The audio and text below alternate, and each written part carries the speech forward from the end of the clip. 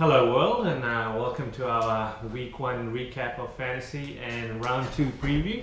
I've got the White Wolf straight out of 8 Mile in Detroit right next to me on my right, who's going to be helping us. As you can see, he's got his Liverpool jacket. Yeah, Liverpool 4-3. Yeah, and you can see he's sponsored by a really good airline. Yeah. That's Liverpool these days. What are your thoughts on the season? Just before we get into it, I just want to see what your thoughts on the season are. As a Liverpool fan, I'll probably have to start with 4-3 win. Down 1-0, up 4-1. Probably got closer than it should have, to be perfectly honest. But no, that's an away win. Other than that, there's a few Before draws. you get into the results, optimism going into the season as a Liverpool fan, as a lifelong, fan who's forever been betrayed in a sense by the team. Not overly optimistic, to be honest. Always tend to start the season saying it's our year, and I've tried to stop doing that in recent times. Tell me why. This is the only team that I know since I've been following, the EPL since the mid-90s. Liverpool fans say every season is theirs. Yeah, it's probably history. I don't know. It's bound to. I get it in the early 90s. They had still won. It's been a long time. Is it the longest hangover? I think it might be. It's the longest hangover. We've won a couple of things in the meantime, to be honest. But the elusive Premier League trophy, which probably should have been won, I think it was 3 seasons ago. We really let that one go. But no, look, top 4 will do me. Happy with that. I think get us back into Europe. I think Klopp's the guy. Happy with. He seems to be getting a fair bit out of guys, and I think, look, historically we've bought younger players. So I think guys like Lallana and that they're kind of hitting their primes now. So unfortunately for someone like Brendan Rodgers, who brings these sort of players in, it was always going to take a couple of years for them to be at their best. So, hey, hopefully we've found that now. Oh, well, that's good. I'm a lifelong Arsenal fan, so we're in for an interesting season, especially after being super close last season. And had we just spent 40 million and bought a striker and got an extra 3 goals, could have won the title. Yeah, well, there you go. I guess Leicester won, so I'm not as bitter. It's good to see. It's a feel-good story for the Premier League. You don't expect that in modern day sports. No, just sports ever. In general, you hear about those things happening in the 60s. Yeah. There's a reason for that. Nowadays, with today's competition and salaries, and money, and everything, it makes a big difference. Yeah. Everything adds up, and what they did was amazing. Having said that, I don't think they're going to do it this year. No. But I'll leave the door open on the Champions League. Yeah. Just for a fairy tale, but that's not going to happen now. Alright, so we'll get started. Today we're just going to we'll do a recap of how we went. Yep. Sure, we both have a couple of things to talk about, our fantasy teams, disappointments and things that went well. Impressive performances, bad performances, player stocks that you think are going to move. So we'll do a little bit of a quick market watch. I'm sure there'll be something good in there for Liverpool, since their results were really good. Yeah. We'll do a watch list, where you can talk about schedules and players to watch. Just because a performance has been good doesn't mean we have to get them, because they could have a horrible schedule. Yeah. And lastly, probably the most important thing, given that points are so scarce, would be captaincy choices. So you've got everything ready? You ready for this? Yeah. Right. So we'll start with how we went. I'll do a recap of my team. Yeah. 61 points. Happy with that for week 1. Obviously, it's a new season. You just want to get some points in the board. In terms of my ranking, it worked out to be about 221,000 out of 3.2 million at the time. It's gone up to 3.4, so it's the top 6%. So I'm in the 6. Shout out to Drake. The downfall on my team was my defenders plus my keeper. Considering I went with United with De Gea and Shaw, and from United, and Stones from Man City. I was expecting some points in my defense. Yeah. That clearly didn't happen. Mm-hmm. Only 6 points, so everyone just gave me points for Playing. rocking up to work. Yeah. Which was a bit disappointing. Other than that, I think my midfield and attack gave me good points. And Aaron Ramsey got injured. When I was doing my research, his status was unclear. This morning I've woken up to see his value's gone down, so he's obviously no longer going to be part of this week's game against the Foxes, which is disappointing, and I have lost to 0.1 in cap space, which I'm even more upset about, since cap is huge, especially with big name players playing quite well at this stage. Off my 61 points, I got 55 points from my attack with Redmond, 10, Martial, 11, Negredo, and Captain Kun, which really helps. So I've gone, obviously, I thought I had a balanced team, but points have come from an attacking side, which is good because there'll be times when not all of them will be performing, and I really think I can get some points with my defense going forward.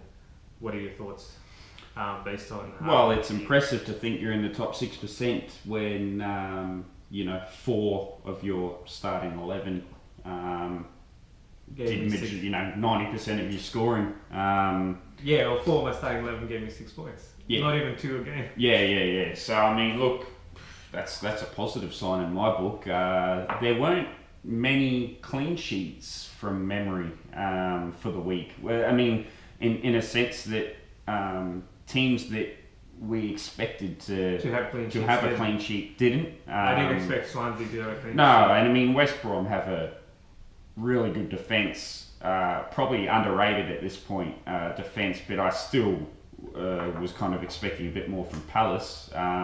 So yeah, I don't think many people would have got many points from their defenders in the opening round.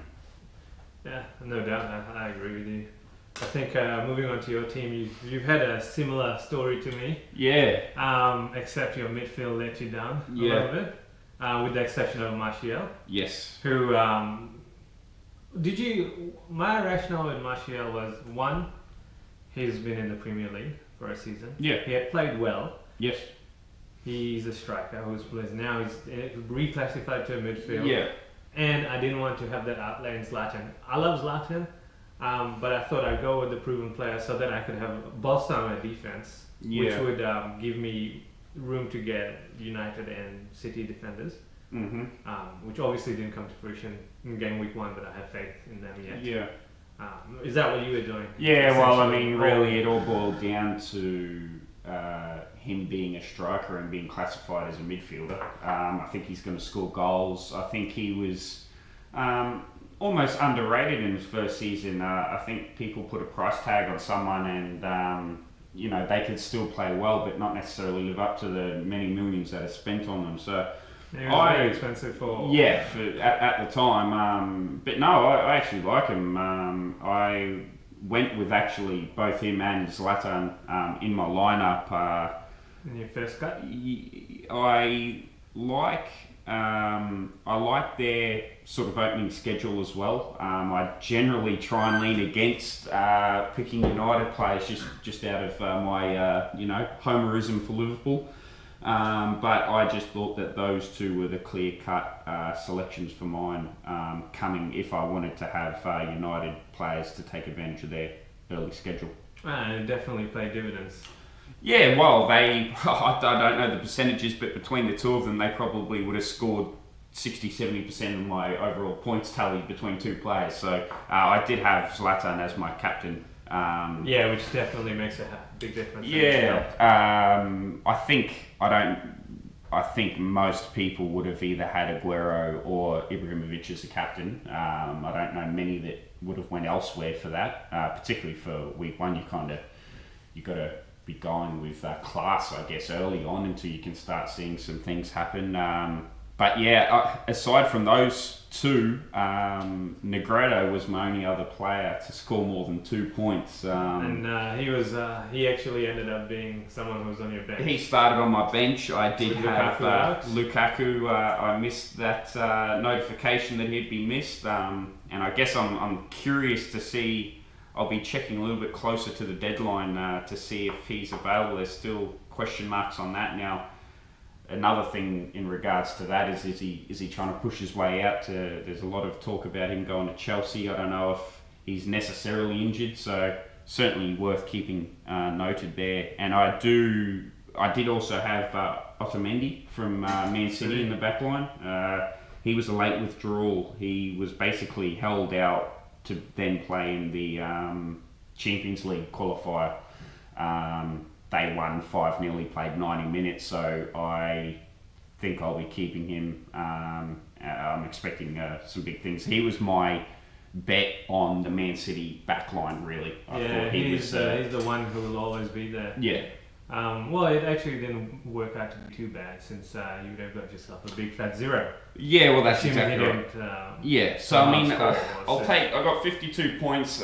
It's disappointing, but it's not as bad as what it could have been, missing 2 players. I think it's a good start to the season. Yeah, getting some points on the board. Yeah. Have you looked at like the highest or the top 5 performers this week for game week 1? Yeah. I'll give you some background. So I've gone and looked at people's teams, and I was wondering how someone has scored so many. I think the highest points were. I'll have to check, but I believe it was in the vicinity of 100 points. Yeah. So my concerns, and was 104. My key question was, how did someone get 104 points?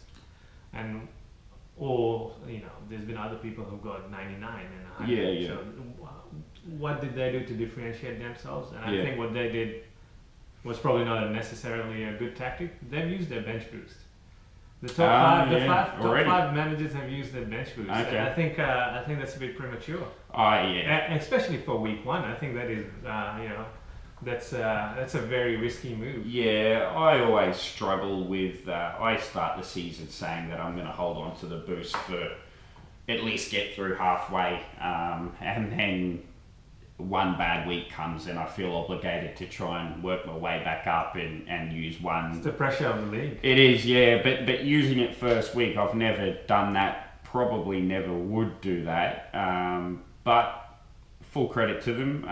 If I used my bench boost, I would have got not much benefit out of it because I had 2 guys that didn't play. So there's a lot of risk associated with it, especially in game week 1, if you consider new players. Yeah.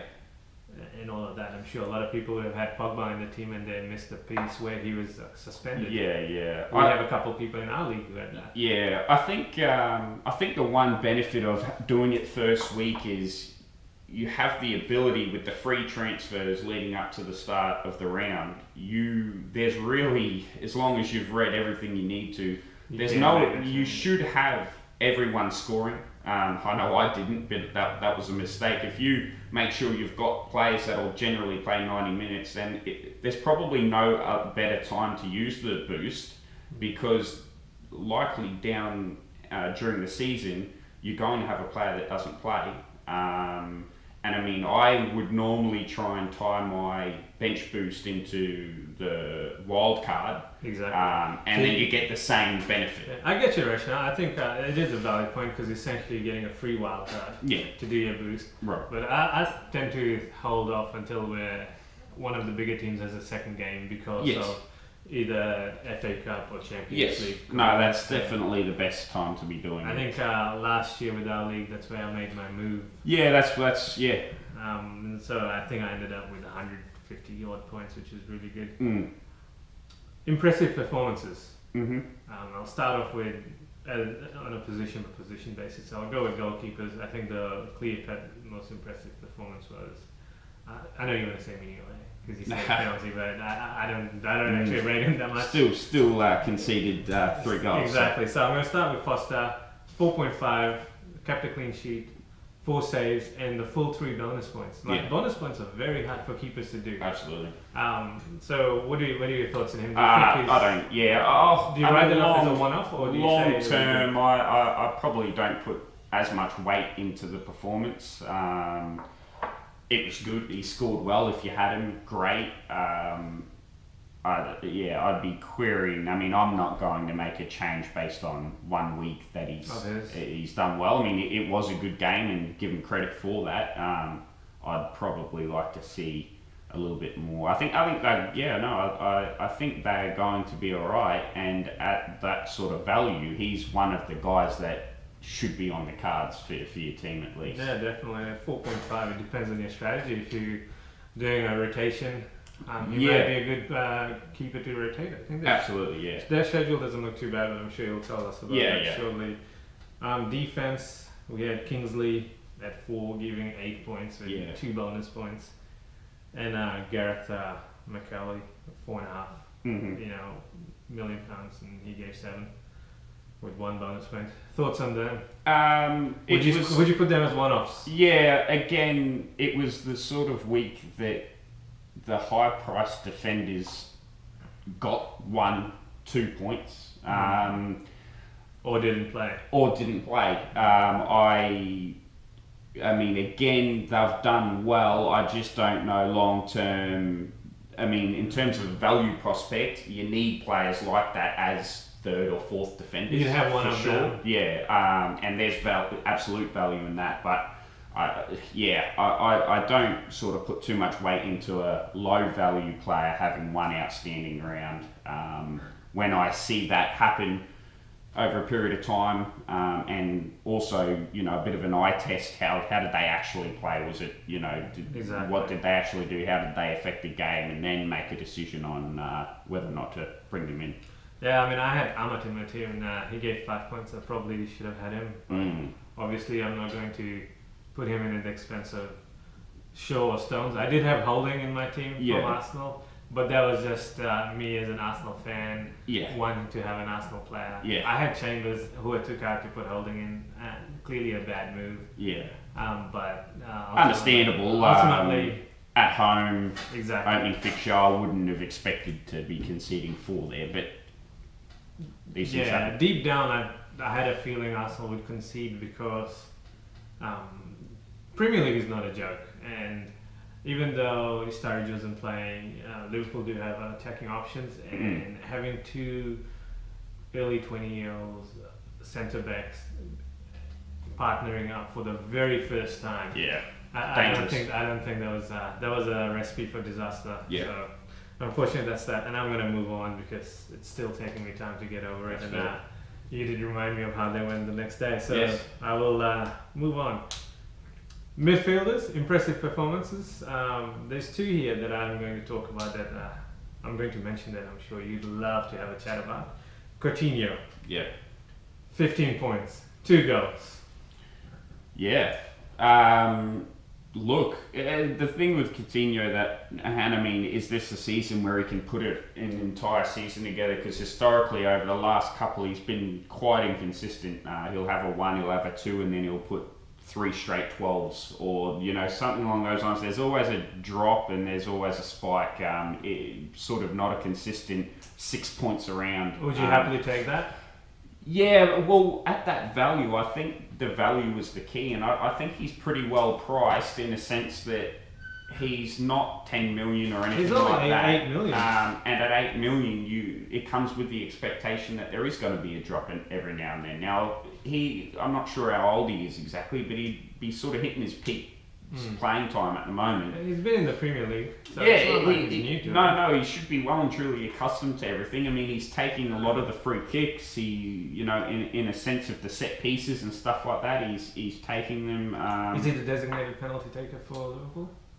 Well, I don't actually know. I think he's certainly one of the options. I know it's definitely for free kicks. 100% for free kicks. I think he takes a lot of the corners as well, and there's value in all of that. So you don't mind him heading the ball in there against the Premier League defenders. I think he's great value. I didn't have him in my team. That is a surprise. And that was purely a schedule-based decision. I normally max out Liverpool players every year, and I made the decision this year. I was surprised that you didn't. I wanted to try and disregard and make kind of what I thought was a smart decision to hang on, they've got a tough early schedule, let's look elsewhere and then start bringing them in when the schedule eases. I think that's very important. Sometimes you got to take your heart out of it. And I tried. It cost me though, because if I had one Liverpool player, it would have been Coutinho. Yeah, definitely.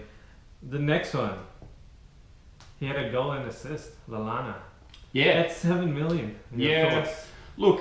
And he's only owned by 6.7% of people. Do you think that's going to be, it's more of a one-off, or do you think you can expect consistency? I just think... I know with Coutinho, you expect returns. Yeah. I mean, look, if I was making a decision between the two, I'd pay an extra $1 million for Coutinho. As simple as that. Simple as that. I think there's a fair few options now. You've got the likes of Firmino. They've bought well, I think, and I just don't know how many games Lallana is going to get 90 minutes in the Premier League. Well, he didn't play the whole game, did he? No, so I think I wouldn't say it's a risk because it's 7 million, and depending on if they have a game earlier in the week where you can guarantee that he's in the starting lineup for Liverpool, then I think he's a good player. I think we're probably going to start seeing the best of him. The problem for mine is that sort of position on the team is pretty well full in Liverpool, and I think there's going to be a little bit of rotation. And look, having said that, Coutinho may also fall into that sort of category as well, but I think they would prioritise Coutinho over Lallana in terms of playing. You can really talk about Liverpool players, can't you? All day. All day. All right, moving on to your adversary, Martial from Man United. 9.5, 2 assists. Selected by 7.9% of people. He's definitely proven to be worth it. Yeah. 2 assists, I think that was more impressive than him scoring 2 goals. For sure. Yeah. And I think that's kind of... that was what I was almost expecting when Zlatan came into the side, is that I don't know if he's going to score as many, but I think he's going to play a fairly big part going through the year. And I mean, I've got him on my side, and I'm absolutely happy with it. And you're going to stick with him? Yeah, for the time being, I think he plays in the sort of role that is prime for scoring in fantasy, really. Whether that's scoring goals or assists or whatnot. And the benefit of that is you're almost taking a little bit of an extra bet on their defence in terms of clean sheets. You get an extra point there. And he was good. Let's see how long he can keep that up. Yeah, I think I'm going to stick with him throughout the season with cap space and a few big names performing. I think it's going to become very hard. If he can give those returns, I'm happy to stay with Zlatan. As much as I like Zlatan, it's just I can't not have Aguero. Yeah, and that's my. You bet on Aguero, I bet on Zlatan. Yeah, we'll see how that goes. Yeah. Another interesting one was Hazard. Chelsea had a horrible season. He was horrible last season. Bad. He was injured. Yeah. Or not. I think with the whole Mourinho thing, losing the locker room made a difference. It's good to see that he's got penalty duties now. There's a lot of talk going into the season that it's going to be Oscar. Yeah. Which clearly isn't the case. And Hazard scoring a goal. Do you think he can find his touch again? Would you say last season is an outlier, or is it? Well, I'm going to put him in the wait and see category. He was horrible last season, and at 10 or 11 million of what he was. So I think at 10 it's still an expensive risk because there was no guarantee that he was going to turn it around. I think it's a little bit expensive for mine. However, if he does go back to the 18 months ago Eden Hazard, then by all means snap him up. You'll have to have him in your team. Absolutely, yeah. You can get some of these cheap defenders we just talked about who perform well. Ross Barkley, free kick against Tottenham. Yeah. No one headed and it just went in. Yes. Thoughts? I had him in my team last season, week 1, and I kept him for the first few weeks. He performed really well. Yeah. I do rate him as a player. I do enjoy seeing him play. I think at 7.5 million. I think he'll give good returns. Yeah, I think the value. That's something someone you'd stay away from. No, the value's right. I don't think he's overly cheap. I don't think he's overly expensive. I think it's a fair price. It's the middle one where you really have to think where you want to spend. And there are a fair few players in that sort of category. But no, it depends on what you think of Everton and what they're going to do in the short term. I think he's certainly a short term pickup. Schedule wise, they look to have a pretty good schedule early on. So I can absolutely. I don't know about long term.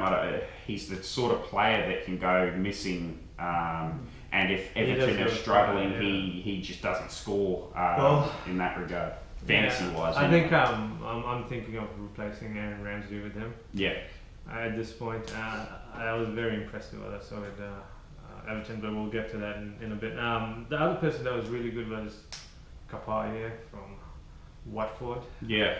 With Troy Deeney gave him the assist for his goal. He's $4.5 million. Do you think anything's going to happen? Yeah, look, I don't really know a hell of a lot about him. I saw what he did. I didn't watch the game. Well, the fact that 3.7% of people own him just shows that... Says it all. Yeah, I mean, good on the people, good on the 3% that grabbed him. I just think that I've seen so many similar players at similar prices in the past have that one early week where, that figure then goes to 10% of the league that has it, and then they don't score again. So, and you can always end up taking a hit because the value would go up and they go down. Yeah. Once people start leaving, so if you don't react in time, you end up losing out on cap. The next three I'm going to go through real quick. Redmond. Yeah. Former Norwich player. Yeah. Scored a goal. Yep. $6 million. He's out of position as well. Yep. Thoughts on him? From the research that I did, he was almost touted as a must-have. And he's proven a lot of pundits to be correct. So I didn't have him. I was contemplating having him and regret not. I think he's the kind of guy that, if he continues in that sort of form, is at that price, he's the kind of player that you need. Yeah, I think he's going to do well because he's essentially what I call fixture proof, somewhat, because considering who he played for last season and the fact that they got relegated and he still gave the most points from that team, and now he's playing in a better team, he's in strike, the managers put faith in him. Charlie Austin was on the bench. Mm-hmm. Who I think might even be sold as well, Charlie Austin. I think there's talk with Everton, so that kind of shows the trust of Lukaku dynamic. I think goals and assists are coming, so if you don't have him, get him. Oh, hot tip. There you go. Another player who was very impressed was Hull Snodgrass. Yeah. He was all over the park at $5.5 million. I do rate him as a player, but the fact that they were playing Leicester, I did not see Leicester losing. It was as simple as that. I didn't expect something great from Leicester either, but I didn't expect them to lose. Yeah. Hence why I wouldn't have recommended him, but I would say someone to watch. Yeah, value-wise, certainly one of the. I mean, you very much need a $5.5, or let's just say $5 to $6 million player.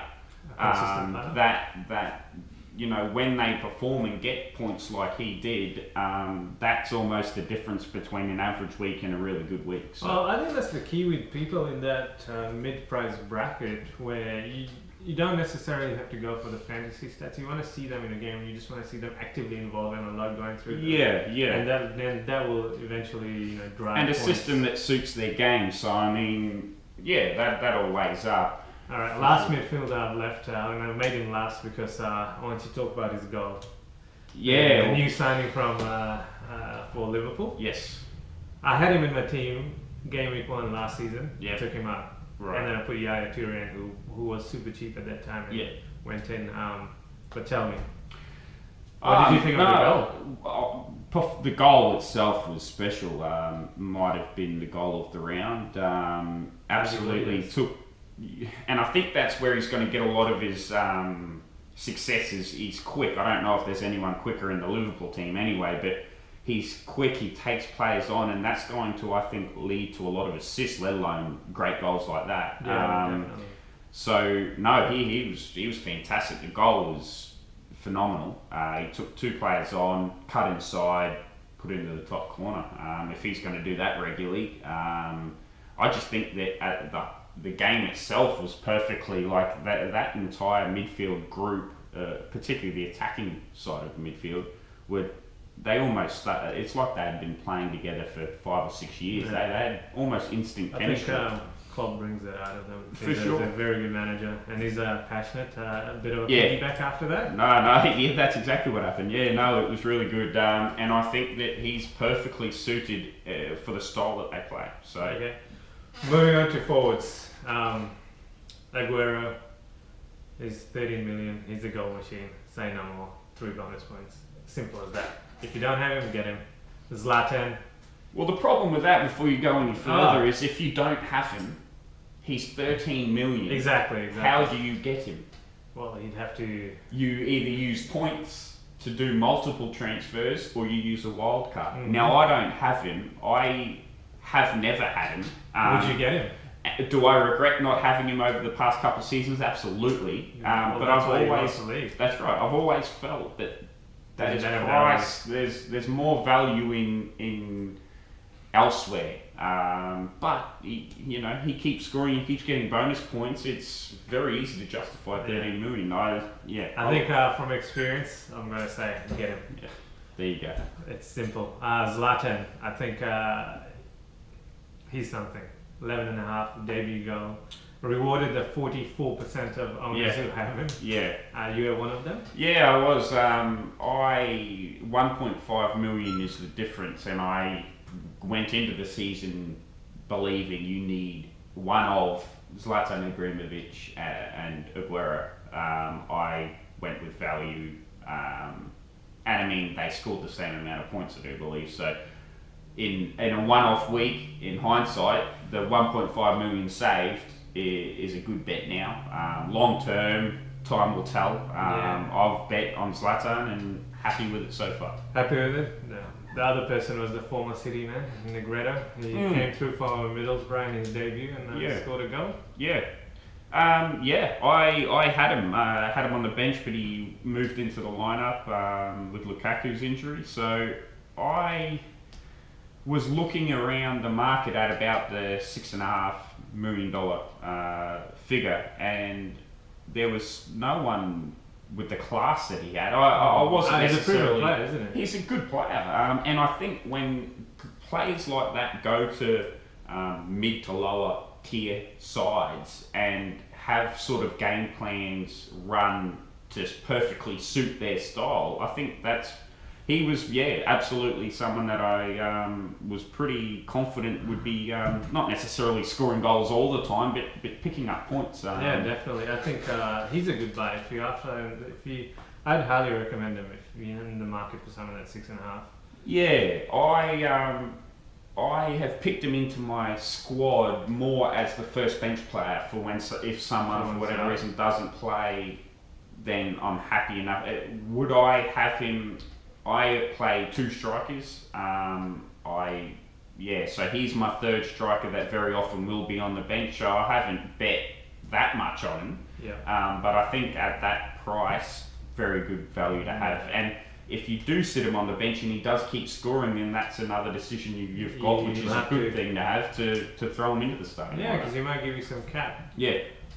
All right, so we'll move on to some talking points, and we can talk about good and bad performances. I'll start off with Arsenal. Absolutely shocking. Do not touch their defense until it's settled. Peter Cech is one of the best keepers in the world. I still rate him very highly.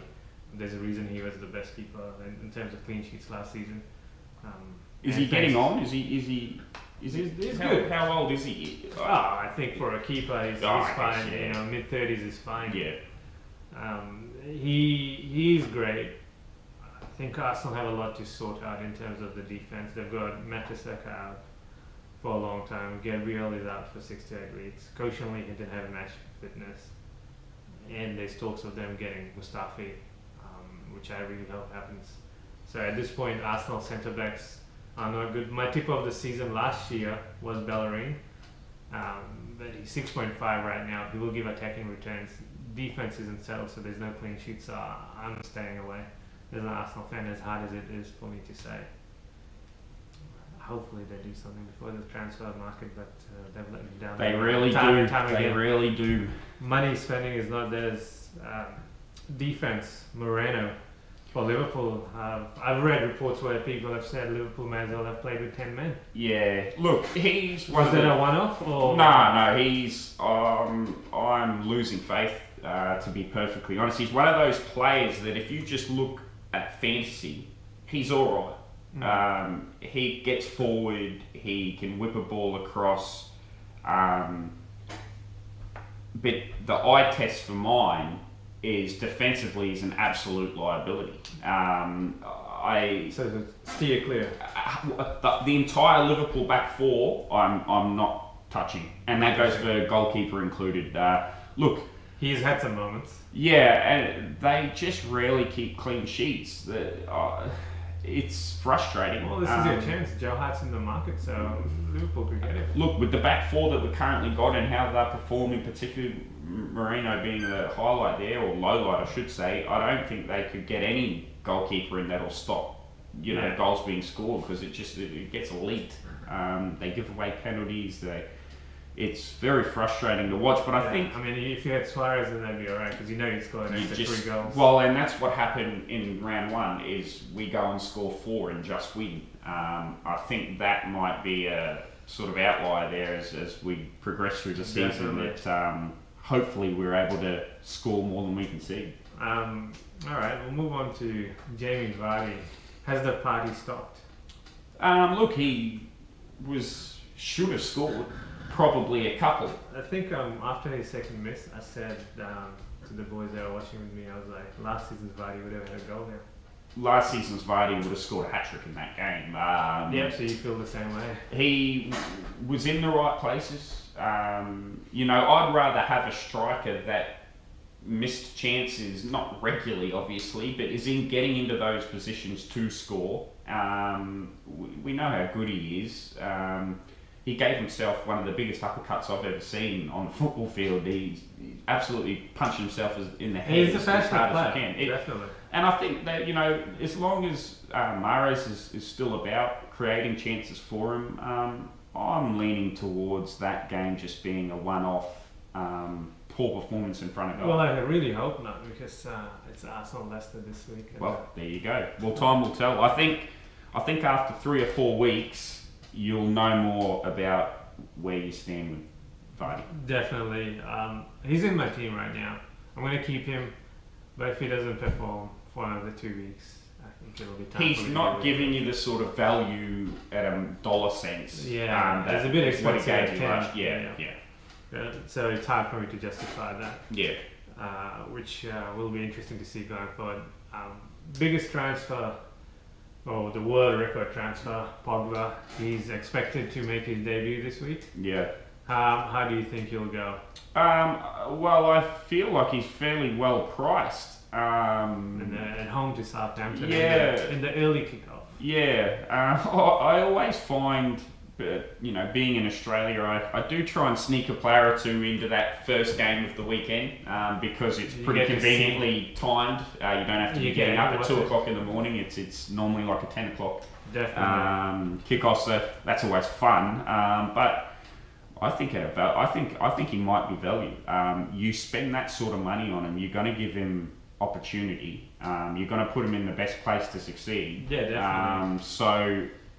And at that price, I just think it's fair value, and he's certainly on the radar as a pickup. Whether or not I make a decision now or I watch that game and see how it goes, I'm undecided. But he's the sort of price of like Christian Eriksen, like that. Exactly. So, and I have Eriksen, so that could be just a clean swap, and I think it's all right.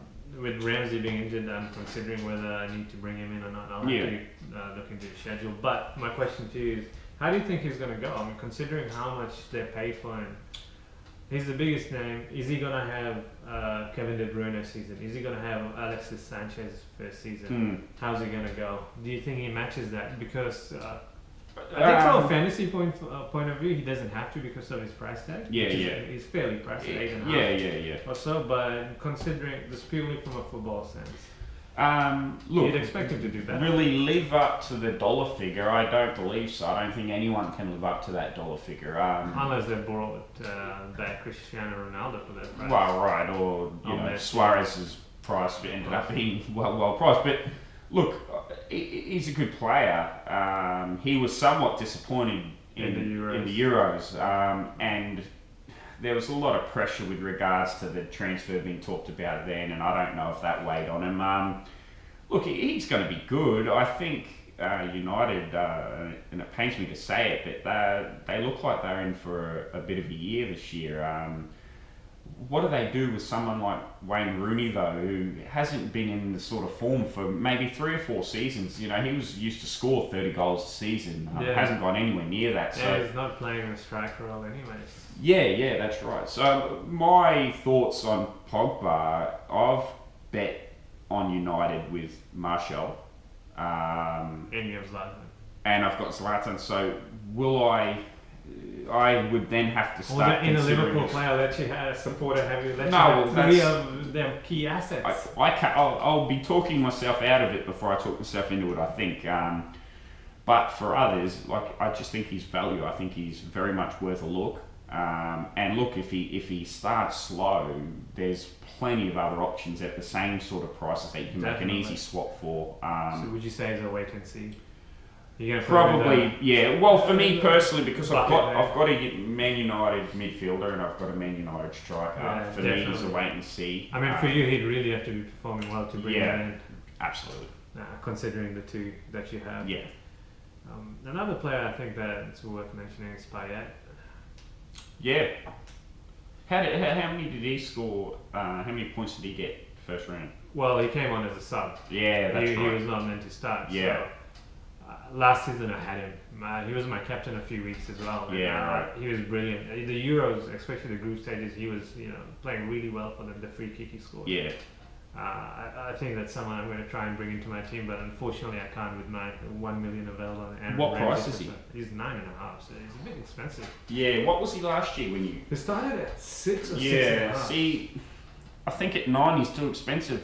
But if he has but if he has the performances that he had last season, it might be something you really have to think about. Yeah, but then do you believe that he can improve from last season, or what's more likely that he? Because at that price, I think he would need to improve on last season. Definitely. I think he should be able to maintain what he did last season. I do rate him. It'll be interesting to see how it goes. We'll move on to the market watch real quick before we get onto the schedule. Not surprising, Coutinho at the time of recording is the most transferred player. 243,000 people, which has resulted in his value even going up to 8.1. Yeah. Negredo second, 137,000. Makes sense. Yeah. I think a lot of people have jumped on Kingsley. He's gone from 4 to 4.1. Yeah. It's 113,000. Yeah. I don't know whether it's people trying to get the cap. Or they actually believe that he'll consistently perform well. I don't think so at this stage. If I'm wrong, I'm wrong. I think a lot of those are guys that have swapped $4 million players that didn't play or didn't score well for the same $4 million player. I think a lot of people would have just had a $4 million. Yeah. Just a stash, just to sit there, and if he gets on, it's because players haven't played or something. Exactly, because if he does go up, you get free cap space. That's right. Most transferred out person, not surprisingly, is Jamie Vardy. 68,000. He's 25% ounce still. Yeah, his value hasn't fallen. But it could if the transfers continue. Yeah, I think. As I said, 3 or 4 weeks, that number's going to be drastically different. It's either going to be higher or significantly lower. At that value, you got to have a short leash on him. It's that simple. You can't have him playing like he did in week 1 for the entire season. At that price, simple as that. IU went down 65,000, and that's also because of the changes and where he's playing. Yeah. So that'll be something interesting to see. Yeah. the other new United recruit, the Bundesliga Player of the Year. I don't know how to say his name. No, won't even try. Won't even try. He's gone from 9.5 to 9.4. 46,000 people have got rid of him, which makes sense because he didn't start last week, and surely Pogba starts ahead of him. Yeah. There's only so many people you can have in midfield unless they decide to not play Rooney. Yeah. Or what they decide to do. So, yeah. I mean, that does make sense. Hugo Lloris is one who's gone out. 45,000 people took him out, but he got injured early in the game against Everton. So. Yeah, that's right. And I sort of bet on the Spurs backline probably keeping a clean sheet in that game. Not going to give up on that just yet, but that might be an interesting watch to see how they play. Probably so. Yeah, that's an interesting talking point. Actually, speaking of that, just going back on subject, I did think Everton played really well, and I think this season they're healthier. The season before, last season they had a lot of injuries, and the season before that, 2 seasons ago, their defenders played really well. But last season they had so many people injured, especially in the back line. If you don't have a good defense, you're not going to win. I mean, you look at Arsenal, what happened? They had they had the 3 of their centre backs out. Yeah. The top 3 centre backs out, and we conceded 4 goals. They've always been the sort of team that defends well, and in a fantasy perspective, have defenders that score well in fantasy. Exactly. I'm actually contemplating a move for Leighton Baines. Definitely. That's a schedule-based decision. So their schedule. So moving on to schedule. Yeah. So do they look good? Their schedule. Everton in particular look really good. I would be moving for a defender. I think in the past, Leighton Baines has been one of the most expensive defenders in the game. Now I think he's pretty well priced. I think it was more injury-based stuff from last season that led him to not scoring many points, not playing as well as he has. I think he might be bouncing back. He still takes free kicks. Exactly. I think he still takes a lot of corners. I'm not sure if he's still the penalty taker. I know he was. Yeah, I'm not too sure actually. That's the sort of player he's bombs down the wing. If Lukaku stays and he continues to get that sort of service, then assists galore. I think it also matters if Lukaku's there because he's a great finisher. 100%. That's a big point. But no, for sure. In terms of schedules, Everton don't play I guess you'd call the Big Six in the Premier League over the next six weeks. Just quickly, did you put Liverpool in the Big Six? They're in the Big Six, yeah. They're definitely in the Big Six. I'll give you that since you've conceded not calling them the Big Four at this point. No, well, I didn't put Arsenal in the Big Six. So, they're definitely in the Big Six. There's basically 3 teams that I've got that I'll be making schedule-based decisions on. In the short term, Chelsea have a pretty good schedule over the next 3. They've got Watford, Burnley and Swansea. Definitely expect some goals. Well, that's right. So that's a decision. Would you say after those games you'll make a decision on Hazard? Well, see, this is the thing is I'm expecting a lot from Hazard in those games, so I'm not going to overthink it, and just because he plays good against subpar competition, that he's a must-have. But I would suggest considering him, depending on what other players you have around, if you can fit him in financially. He has the sort of schedule coming up that should see him scoring heaps of points. A lot of opportunities. The other teams, so obviously Chelsea, Everton with a longer, so Chelsea probably only the next 3 games. I like Everton's schedule for the next 6. So I'm very likely, if not this week, but definitely next week, to be bringing in an Everton player, and you can talk about either bringing in their midfield. I've already got Lukaku, remains to be seen if he stays and how healthy he is. But definitely I'd be suggesting a member of their back 4, and probably in particular Leighton Baines is my highlight to be considering moving in. Would you consider De La Feu? He's like 5.5 or so. At that price, he was playing in straight. He was doing a Redmond. Well that's against right. The Spurs, but that could have also been because of Lukaku and all that. I think that was more the case. And look, I very much like Baines at that same price. Okay. Right. I'd be leaning towards him. You can get clean sheets as well, yep. That's exactly right. And a difficult one for me, I highlighted Crystal Palace going into week 1, having a relatively good schedule over the first 8 weeks. So I actually had 3 Crystal Palace players in my starting lineup. They lost 1-0. Yeah. Were relatively disappointing. They played better attacking football. I think they're missing a striker. I think they're missing they've been linked with Benteke from Liverpool. I think he'll be absolutely perfect for them. If he goes there, I think there's a lot of talk on how that will affect their midfield. I think that will be magnificent and will actually raise the value of their midfield rather than be negative. They create chances. They just don't have anyone at the end of them to finish it. That's right. So I'm hopeful on a Liverpool fan aspect that we can recoup some of that money that we spent on Benteke and move them on. But on a fantasy perspective, the fact that I've taken a fairly big bet on Crystal Palace's opening schedule, that they can get that striker and then start scoring some points. Being returners? Yeah. All right. There's talk the West Bromwich schedule wasn't looking too bad. Not in your top 3 at this stage? Look, they're reasonable. It's reasonable, and I tell you what, they're a good defensive outfit.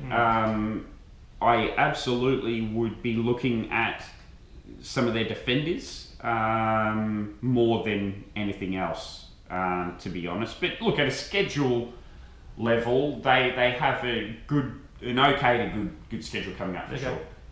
Talk to me about Liverpool's schedule. You mentioned... brutal. Well, the only reason that I didn't select a Liverpool player in the opening round was because how brutal their first 5 or 6 weeks are. Yeah. It works perfectly. Liverpool's first 8 weeks are a pretty tough schedule, probably one of the toughest in the comp. Yeah, I agree with that. Crystal Palace's, on the other hand, the first 8 weeks are one of the best in the comp. So my thoughts were, go hard at Crystal Palace early, and then around week 7, 8 or 9, slowly start integrating some Liverpool players there. Now, if I miss the boat with someone like Coutinho, maybe. But from week 9 to 18, so that's 9 straight weeks, I don't believe they play a single top 6 tier team over a period of 9 weeks. Wow, they could seriously make a move in the Premier League. Considering there's no Champions League. Well, plus, or any of those competitions. Exactly. Nothing else. We'll likely be out of the cups early because that's generally how we go. But I think that from weeks 9 to 18, that is probably one of the best schedule runs for any team in the league. Yeah, definitely. So Liverpool players to watch. I've never had Liverpool players in the last 2 seasons. I've done 2 whole seasons with Liverpool players, so let's see how hard it gets for me. Well, I'm gonna stick with my motto of not having a single Liverpool player. The guy who came second in our league, he's a big United fan, so he never has Liverpool players. So there you go, but there's value in unless that. there's a Suarez, then obviously we'd have to change that. In terms of our comp, there's value in doing things no one else is doing. Exactly. Yes, it can be detrimental, but for me, I think that's yourself. Yeah, for sure. You don't win a comp just having the same players everyone else does, because you win a comp getting a £5.5 million player that scores 10 points, or someone that 1% of the world has. All right. Moving on from with schedule, I don't think Arsenal is too bad, but I'd steer away. I mean, unless you go for an attacking player. Yeah. At this point, defense definitely not. Hey, we'll move on to the final segment, which is captaincy choices, which clearly are one of the most important things. Because if you have a player that's 6 as a captain and you have a player that's 9 as a captain, that's a 6-point differential. Points are very hard to come by. Bonus points matter, so you have to consider players who they play the full game, or what are their goal scoring opportunities, or if you're going to defend their clean sheets, or they have attacking returns as well. Who's your captaincy choice this week? Are you sticking with Zlatan? Yeah, so I went United at home to Southampton. Yeah, I went with Zlatan week 1. Happy with that. For mine, captaincy decisions win comps in fantasy. Definitely. And the difficult thing for mine this season is there's 2 standouts in terms of point scorers. It is only week 1, so it's hard to say that, but there's Aguero and there's Zlatan Ibrahimovic. I think majority of the world is going to be selecting one of those 2 as captain. I can agree with that. I don't have Aguero. So then I'm left with going with Zlatan. Now the downside of me selecting someone else is if I do go with someone else and they score 2 points, so making it 4, and everyone else in the world goes with Zlatan and he scores a goal and gets like another 18 points, then I'm so far behind the 8 ball on almost everyone that within you do that twice or 3 times. It's all about hedging your risk now. Yeah. Like how confident are you in someone else, basically? That's what it comes down to. That's exactly right. I'm going with Zlatan Ibrahimovic again at home. It'll be his home debut. I just think he's getting on now, but he just finds the back of the net. He has done over his whole career. I don't think that's going to stop anytime soon. The interesting thing with Zlatan is I don't know if it's in the last 9 out of 10 seasons or 10 out of 11 seasons, the team he has been in has won the league. Wow, that's an impressive stat. He does not lose. So, and United are off to a flying start. Liverpool away to Burnley. Would Coutinho be definitely a play and potential captain choice? That would be a potential captain choice outside of the big 2 players that I just touched on. The way that he played, look, I kind of the fact that it's away. Players like Coutinho, the sort of smaller attacking midfielders, they tend to get almost beaten up at other teams' grounds. I know a lot of managers. Defenders are very, they're physical. That's right, and a lot of managers in the past with players like Coutinho, they tend to play a slightly more defensive approach when away. Will that affect what he does? I mean, it's Burnley. We've just scored 4 against Arsenal. Then that tells me we're in some good form going forward. So I don't know why Klopp would change anything in terms of going slightly more defensive. Slightly more defensive for Liverpool is not a good concept. We leak goals all the time, so we need to be attacking to score the goals to compensate for that. Definitely an option for some that don't want or don't have Aguero or Ibrahimovic.